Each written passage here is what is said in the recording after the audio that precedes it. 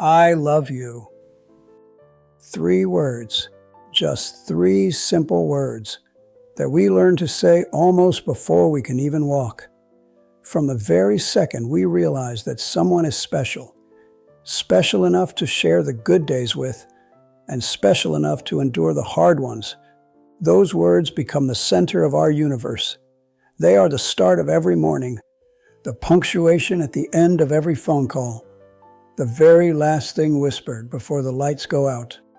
For decades, that was exactly how I lived. I thought those 3 words were the glue. I thought as long as I said them to Elsa, I was doing my job as a husband. But let me ask you something, and I want you to really sit with this before you answer. What if I told you that our marriage became more beautiful, more intense, and more honest than ever before, precisely because we stopped saying, "I love you"? It wasn't because the love died. It wasn't because something broke between us. It was because we finally discovered what love actually is, when you move the words out of the way. My name is Jack.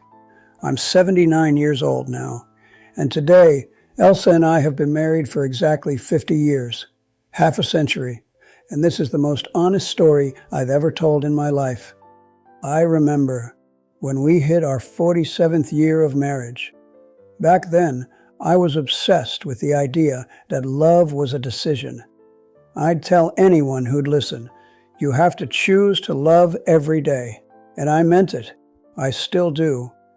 But as we got closer to this 50-year mark, this golden anniversary that feels like the top of a mountain, I noticed something happening to us.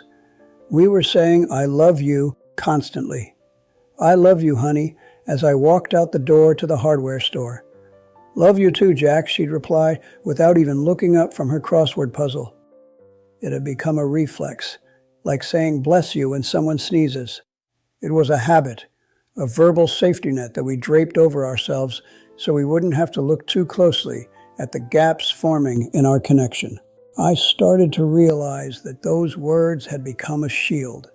Sometimes I'd use "I love you" to end an argument I didn't want to finish. Sometimes she'd say it as a way to forgive me for being grumpy, without us actually talking about why I was grumpy. We were using the words to fill the spaces where our actual presence was starting to thin out. So, one Tuesday evening while we were sitting on our porch, the Texas heat finally giving way to a cool breeze, I looked at Elsa. I looked at the woman who had seen me through every failure, every joy, and every single gray hair. And I said, "Elsa, let's stop for a while. Let's not say those 3 words anymore." She looked at me like I'd finally lost my mind after 50 years. "Jack, are you leaving me? Is this your way of saying it's over?" she asked, and her voice was trembling just enough to break my heart. "No," I told her. "I'm doing the opposite. I'm staying, but I want to make sure I'm still showing up for you. I want to see if we can love each other without the shortcut of the words. I want to see if the action is still there when the script is gone." We made a pact that night. No more "I love you" until we felt like the words meant something again. No more "I love you" as a punctuation mark. The first week was terrifying. You don't realize how much you rely on those words until they're gone. You go to hang up the phone after checking in on the grandkids, and there's this awkward, heavy silence at the end. You leave for the grocery store, and you feel this weight in your chest because you didn't leave her with that verbal insurance policy. It felt like walking a tightrope without a net. But then, something miraculous happened.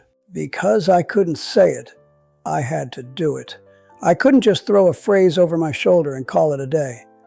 I found myself waking up earlier to scrape the ice off her windshield so she wouldn't have to deal with the cold morning air. I started noticing things again. I noticed the way she liked the house arranged when she was feeling stressed, or the way she'd get quiet and rub her temple when she was worried about our son. I remember a specific morning. I went to the kitchen to make her coffee.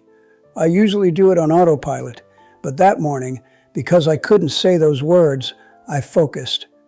I remembered that Elsa is left-handed, and for 47 years, I had been leaving her mug on the right side of the sink. I placed it on the left, perfectly angled to her hand. It was a tiny thing, a microscopic detail, but in the silence, it felt like a shout of affection. Instead of just saying, "I love you," to comfort her, which is easy, I had to sit down, take her hand, and stay in that silence with her. I had to become a student of Elsa all over again. When you take away the words, you're forced to look at the person, really look at them. I started seeing the way her hands moved when she was gardening, the same hands that held our babies, the same hands that held mine at my father's funeral. Without the words to summarize my feelings became specific. They became detailed.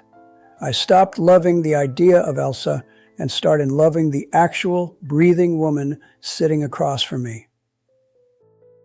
I started watching the way she interacts with her books.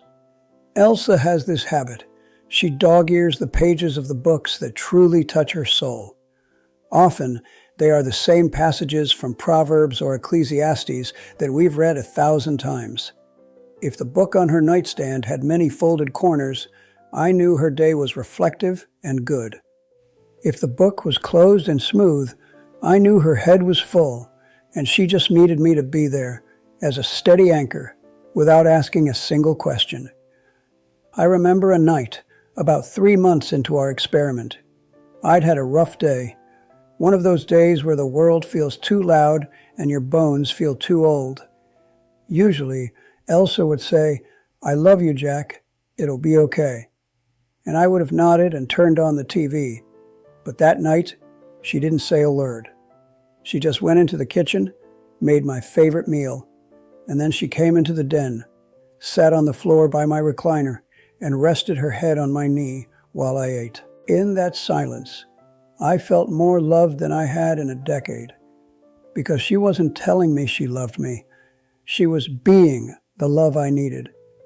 She was showing me that she knew exactly where I was hurting, without me having to say a word. That's what I learned at the 50-year mark. When you're young, you think love is about the big declarations. You want the speeches, the songs, the carved initials in the oak tree. But when you've been through what we've been through, when you've seen the seasons change 50 times over, you realize that love isn't a definition you find in a dictionary. It's a presence you maintain in a room.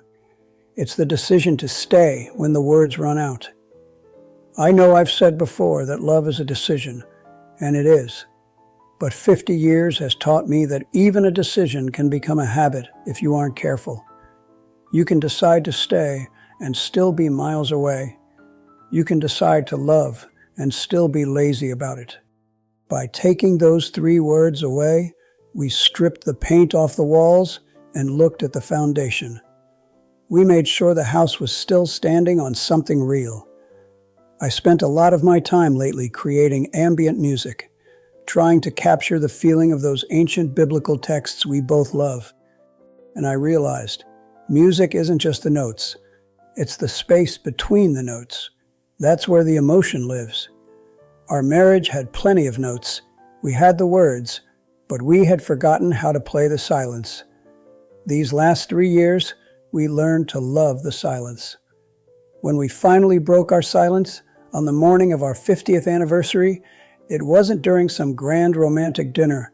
It was while we were folding laundry, just socks and t-shirts, the mundane stuff of a half-century together.